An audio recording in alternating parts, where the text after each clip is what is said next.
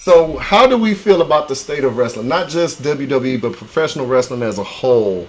Uh, where are we sitting with that? For people who watch wrestling, if you don't watch wrestling, give me that negativity. I want that up front, so all the wrestling watchers can fix that for you. Uh, who don't watch wrestling, and if you have seen, because I don't know if you could have avoided seeing anything with the WWE in the last week and a half. I definitely have. I love wrestling. I have not. I don't watch it regularly because I'm very much like a weirdo when it comes to like the story. So like, I'd almost have to catch up, and Mm. like that takes years to do because Kurt Angle made me stop watching. Every time I see you and the wrestling word comes up, I think of Kurt Angle. So like I thought I did watch some like AEW and things like that, and I went and I saw an AEW show like live, and it was very cool. Like I've always loved wrestling, so it's kind of nice to see the resurgence. I fucking hate Cody, like he's just fucking annoying. Yeah. So, Hey, you on Team RB right now? Because RB got a whole. I'm gonna get to RB last, of course. Okay. B Love, you said you've been watching. What's up? What you thinking right now? Uh, I don't know. I just maybe I think my grown up life made me stop watching it for a while, but then I got some customers that watch it. So then they bring up stuff, and then the ladies is a lot more intense with they skill sets. Um, And assets. but yeah, I mean, the Attitude Era is still gonna be the hottest era to me, Mm, yep. uh, Okay. but with these the Inclusion Era, I'm gonna call that this one. All we had was Jackie. That's all we had. Okay, I see what you're talking about. You're talking from the African American female standpoint. Yeah, yeah, We yeah. had Jackie. We had Miss Jackie. That was it. Jackie was a badass though. Jackie and Jack. Miss Jackie. Oh, Jackie and Jack.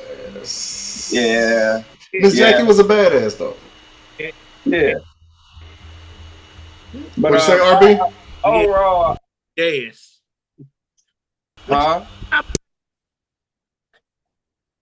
You got to get something with your mic, brother. It's cutting. I ain't hear nothing you what you said. say now, Molly? I said we had jazz too. Yeah, Jazz. he said jazz. He said jazz. Jackie and Jazz. Yeah. Yeah.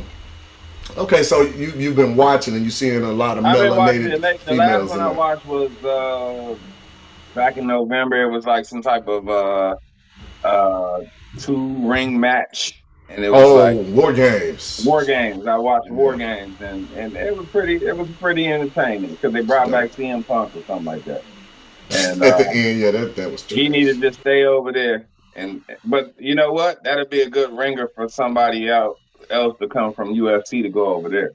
You Mm. know, With the merger of UFC and well, I can say merger because it's a partnership under the umbrella of TKO grouping. WWE and UFC have the same ownership now, so they have had a NXT pay per view at a UFC arena, and that was pretty dope.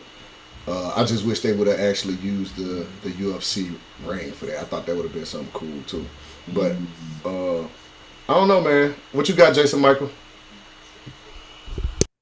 Um, I think the fact that the modern age has given the fans a platform to influence the wrestling world, and it makes the experience, I think, more enjoyable because when the populace is showing that, hey, you're getting views, you're getting viewers, 1.8, 2.6x viewers than you used to because now their voice is heard, not just the people in the stands.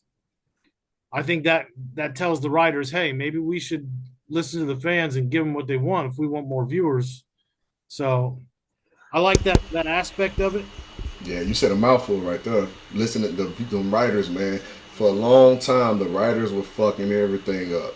because they know what the viewers want. That was their.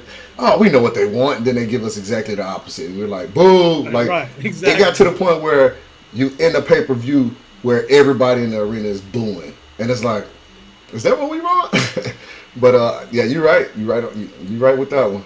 Okay. Van Sipper, where you at with the wrestling, man? I really I got out of wrestling back after the whole Stone Cold and The Rock thing back when we were into it in middle school. But you keep wrestling alive as far as I'm concerned, you know, like Was you it and the Kurt kids. Angle? I know Matt Jr. He's all about that shit. So I'll be learning about it from y'all. I don't have any problem with wrestling. I'm just not into it. All right, life. I get it. Oh, okay. She said, was it Kurt Angle? Kurt Angle was amazing, man. He just was political. Well, for us, I mean, as kids, it was all about Stone Cold drinking beer and acting like a jackass Texan, and The Rock, you know, giving people's elbows and doing the eyebrow type shit, you know? Like it was prime entertainment for us in middle school.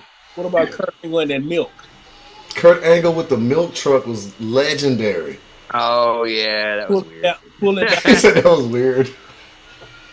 Okay. No, what you got? Mickey James and Trish Stratus kiss on Under the Mistletoe. Under the Mistletoe, Chris. Now you know that was playing into what we don't talk about nowadays. The delusional fan that thinks that they have an opportunity with somebody, and then it was for that era again. PG era.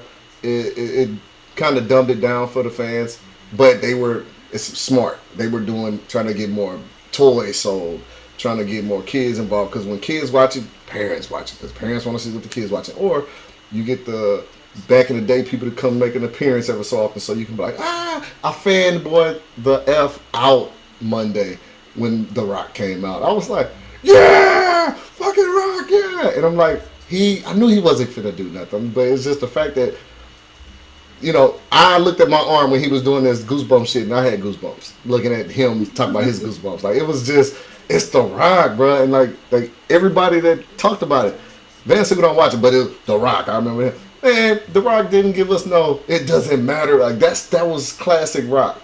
I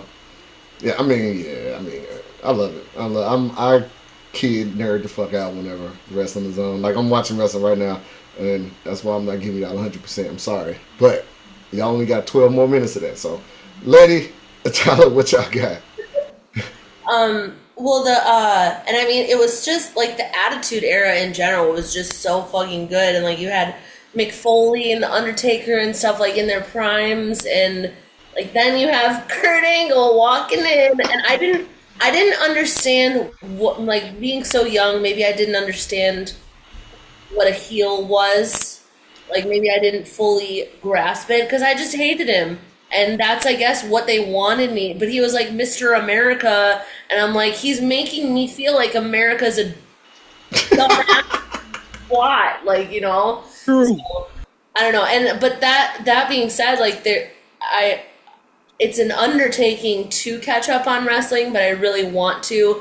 The reason why I stopped was because I got I got region locked because my laptop is from Turkey, and I got region locked on SmackDown. I wasn't able to watch, and I was like I'm missing some story here, so I have to stop. So now that it's on Netflix, I'm hoping that I'll be able to continue, because I've never seen any of the John Cena era at all. I'll tell you this, as a the John Cena era 15 years, huh? I know. 15 years.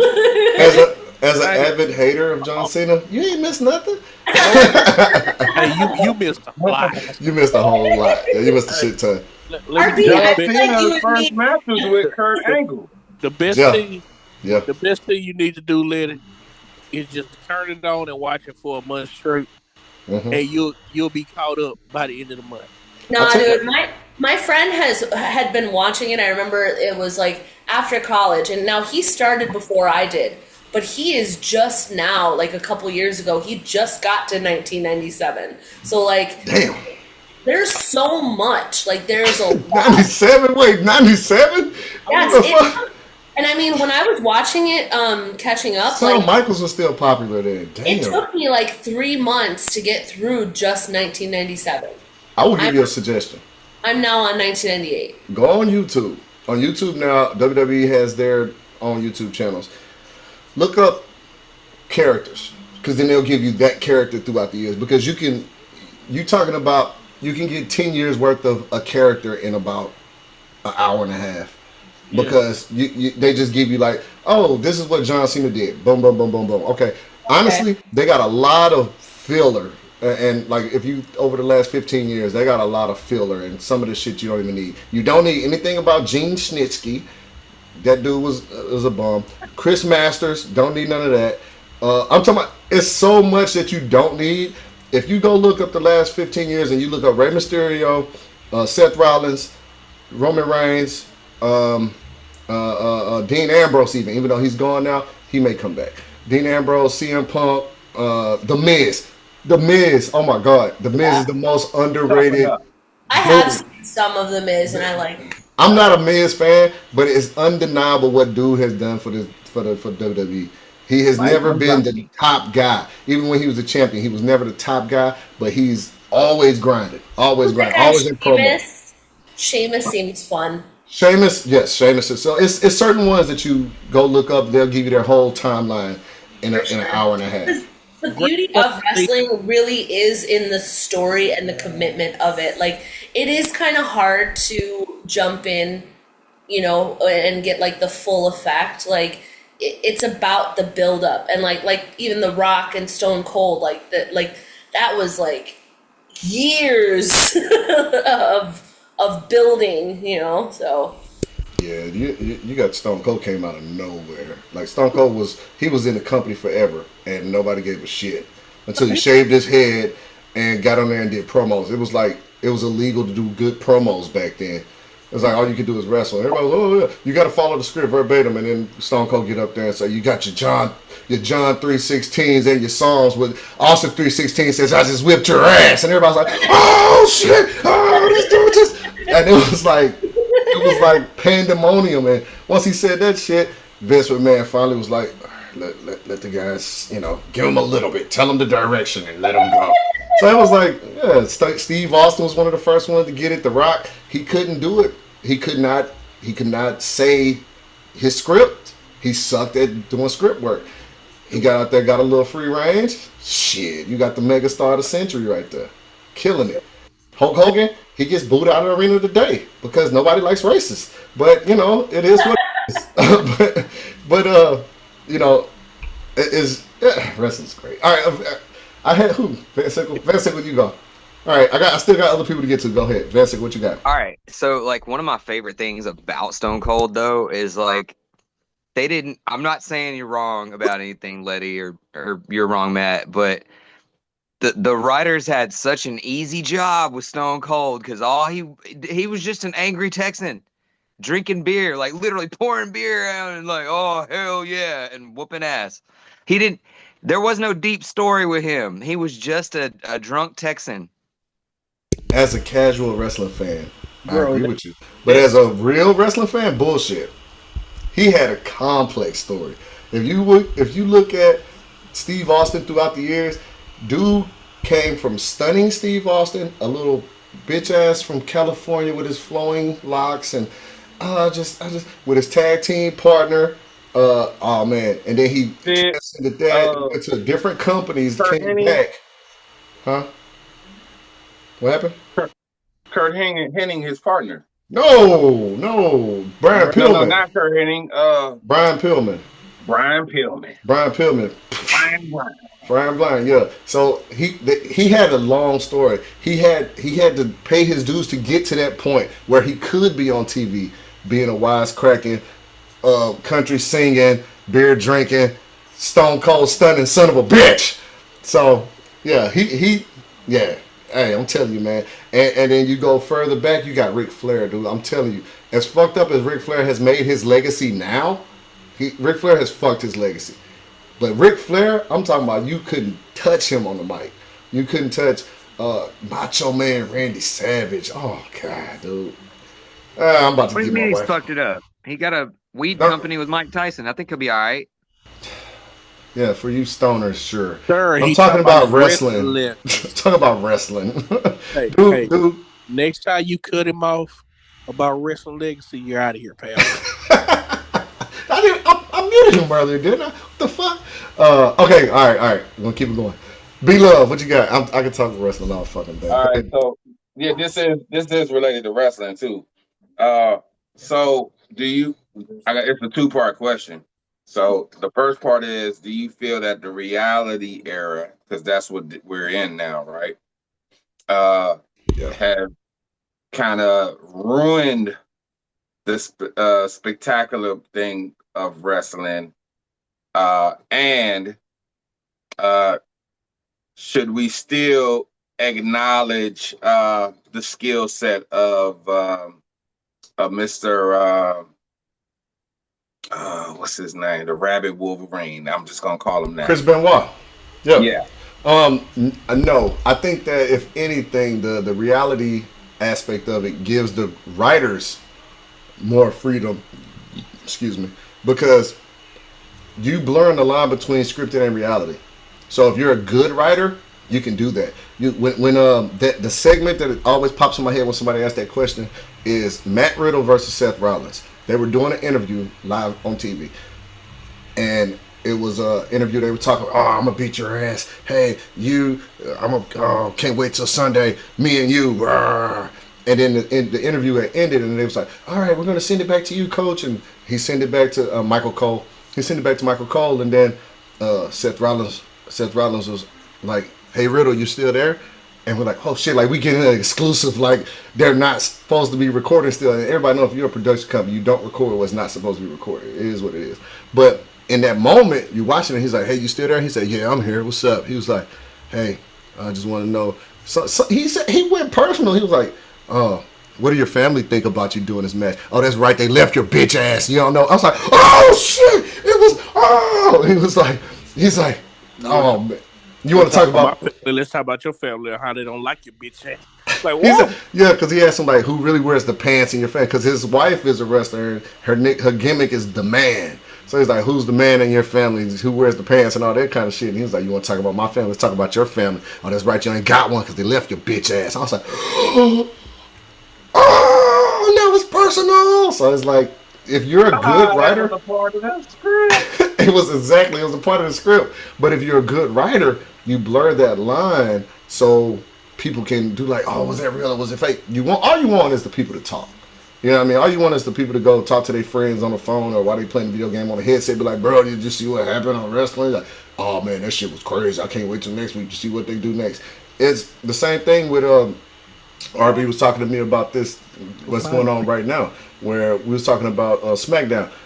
Roman Reigns goes on Raw, Monday Night Raw, the first one from Netflix, and beat Solo Sikoa for the Ula Fala. So that means he's the proper tribal chief. And they're SmackDown characters. So we're like, oh man, can't wait till SmackDown to see what they do today. Is he going to acknowledge him? Or is he going to bow down and just fall in line? Or is it neither one of them motherfuckers on here tonight? And it's like, but then they build the show around Cody Rhodes and Kevin Owens. They hate each other, and I can't. And this is what Letty's doing, booing right now because of Cody Rhodes. But I tell you this, we wouldn't be where we're at right now if Cody Rhodes wouldn't have went to AEW or New Japan and then started AEW with the Young Bucks and Kenny Omega and made it a competition thing again. Because WWE was like, we'd put out whatever we want and people just gonna love it. He made wrestling fun again. And none of that shit would have stopped me from watching. But it's fun now. It's really fun. It's to the point where I go and watch other wrestling products. I watch AEW. I still love some of the characters. I don't think AEW has a good leadership or MJF. I feel like MJF should be in WWE, but I think that, see, at first I worried about, this is something me and RB talked about. I worry about them watering down his character. Like, WWE have watered down his character. But I seen what they did with All Ego Ethan Page. I think MJF would be fine if he come to WWE. It ain't. You want on NXT? I'm just saying, you know, how they present people in NXT and the main roster, two different things. Yeah, and I don't think MJF would be an NXT guy. No, I don't know. We'll see. We'll see. I gotta see how they allow Ego Ethan Page if he make it to the main roster. I think they did right by him being an That's a NXT. good business move there, RB though, because if he gets on the NXT, that keeps the brand. That's still a part of WWE brand, and they want to be top billings at all times. So, It's just I'm just saying there's two different presentations from what they don't call it the B show no more, but you know the second level versus the main shows, they fuck up characters. Yeah, not often you hear they call it calling up. Go call up to the main roster. They don't really say that much. The Rock did say it because he was on NXT Tuesday, and I was like, what? The ratings between NXT from Tuesday and AEW on Wednesday doubled. NXT had doubled it, and NXT is WWE's baby show. So, yeah, that puts it in perspective right there. All right, again, I got to finish. B Love, what you got? Oh, you already been talking. Put your hand down. I got your hand down. All right.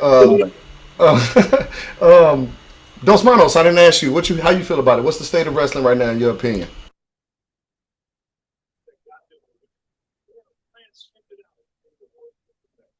Dos Manos, I don't know if you hear me. How you feel about the state of wrestling right now, in your opinion?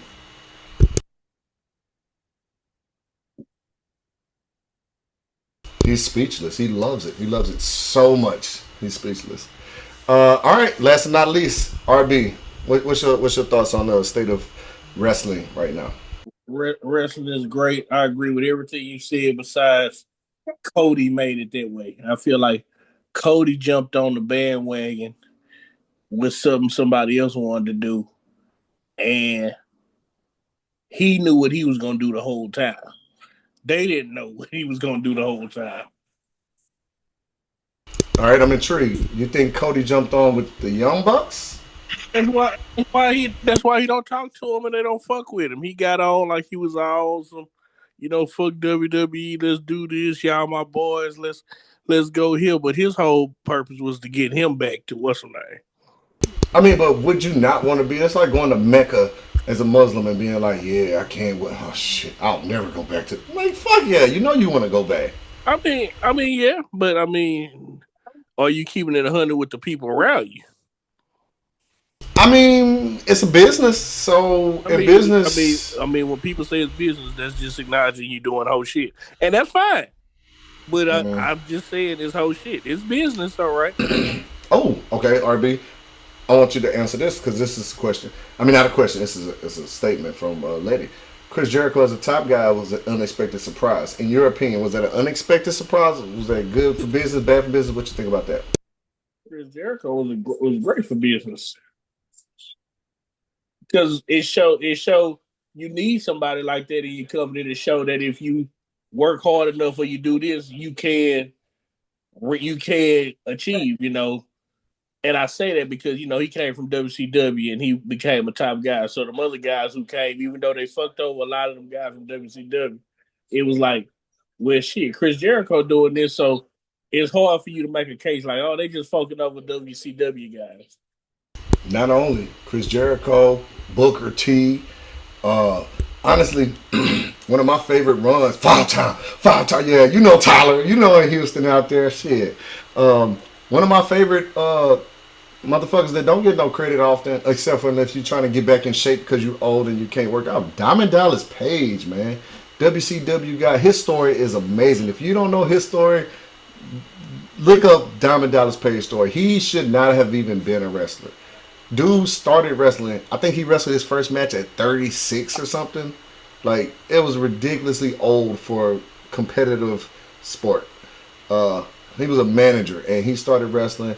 Did his due diligence, went all the way through champion. One of the champions of defeating the NWO, which was oh my God, if you was in that time watching wrestling, this is your life. You probably have an old NWO shirt in your closet. You do this and you know what that means. It ain't no It ain't no what's the shit they say on the Young Bucks and that. It's none of that shit. It's too sweet. The NWO is too sweet. Goddamn, that was a good time. If you got a soft heart, if you look up Diamond Dallas Page, he'll make you cry how he be rebuilding them wrestlers' lives, helping them get back in shape, get clean from drugs and all type of. Jake the Snake. That's what I'm gonna tell y'all right now. If you're gonna take nothing else from this shit, look up the story of Jake the Snake from Diamond Dallas Page, DDP Yoga.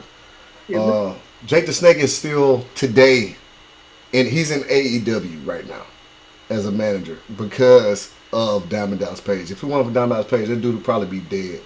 Diamond Dallas Page is a motherfucker, man. Like, you can look at Jake the Snake. He got Buff Bagwell partner Scotty Riggs, Scott Hall. He just Scott Hall. He just got Butterbean surgery where he can walk again and working with Butterbean. He getting it in. Yeah, nah, that's real life, man. The story of the NWO is amazing too. I hated it when it first came out because at first it started hot and then it just got oversaturated with people that they didn't need. And then I guess like along it was watering down the sport. And along the line you figured out that okay, they're about to make a big move. And when they split the NWO original, NWO Red and Black, God, come on, man. You had Sting going both ways. You didn't know what was going on with Lex Luger. You had Bret Hart one day he's like the All-American. Well, he was Canadian, but he's the hero of the day. And then next thing you know, he got an NWO show. Like, no, why you? The NWO was a fucked up time, but it was great. It was so good. But that again, great competition. That's what made The Rock. That's what made Stone Cold. If you didn't have NWO, they probably would have looked at Stone Cold like, hey, you went against script. We're going to fire your ass. Like, that's what Vince McMahon would do back in the day. But you needed motherfuckers like that to combat the competition. Triple H and his big-ass nose and Shawn Michaels and Road Dogg and all that sucky chant. That shit wasn't a hit. Like, we love DX. We love DX. As wrestling fans, we love DX. But if you put it to the test. Ask any wrestling fan. I'm talking about wrestling fan. DX, Stone Cold, The Rock. DX come in third place every time. Period. Your alliance, depending on who you fuck with, you say The Rock first, Stone Cold second, but DX gonna come in third place every time. And ain't nobody chopping as hard as me. That was my shit. I'll chop the shit out of myself. But yeah, Van Singer, you can't chop like me. Stop it, sir. You trying, but you ain't doing it. But yeah, it's I love it. All right, did I miss anybody on the wrestling? That's Jason G. You kind of gave me a little, but you didn't give me nothing. What you got? What's your wrestling take? Nah, I mean, I watched it back in the day, but I'm kind of on the same page with Tyler. I just haven't kept up with stuff recently. So like, throughout the '80s and then probably the 2000s, like that was my era. So like, for me, like because you mentioned NWO, that was probably my favorite era simply because I was so used to Hogan being, the baby face, the hero and shit. And when he turned, that got me back into wrestling because I was not watching. I fell off with it, but then it was like, wait a minute. Like I had bootleg cable, so I watched the little pay-per-view and watched it live when he turned heel. And I had to tell my boys, and that got us all back into the shit. So it was a good time. Big leg on little Randy Savage. Basically. He dropped a big nigger leg on Randy Savage. It was all over. I was like, bro. So, I'm sorry. Okay. All right. We're done with wrestling. All right.